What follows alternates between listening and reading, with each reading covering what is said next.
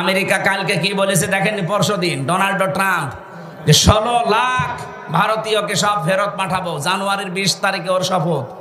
যাতে মাতাল হলো তাহলে ঠিক আছে, আরো তো এক রোকা। দেখেন কি করে, যদি সত্যি এটা করে মোদির গদিতে আগুন লেগে যাবে, ধুতি সামলাতে সামলাতে শেষ। এখন বলছে চট্টগ্রাম নিয়ে নেব। আরে দাদা, আপনি কি যৌতুক নেবে? আর মেয়ে তো পালিয়ে গেছে, কিসের যৌতুক? ও মেয়ের বিয়েই তো আমরা মানি না, পালানো মেয়েকে এখনো মেনেই নেয়নি, যৌতুক তো আরো দূরের কথা। আর যার সাথে পালিয়েছে ওর সাথে কি মেয়ে বিয়ে দেওয়া যায়? ওর হচ্ছে ফুল হাতা আর আমাদের হাফ হাতা। ওর ফুল হাতা না তো দাদা, যতদিন হাফ হাতা না হবে ওর সাথে তো মুসলমানের বিয়ে দেওয়া যায় না। আর দাদার যে বয়স, এই বয়সে যদি এখন হাফ হাতা করা লাগে, ও গোড়া থেকে কেটে বাদ দিয়ে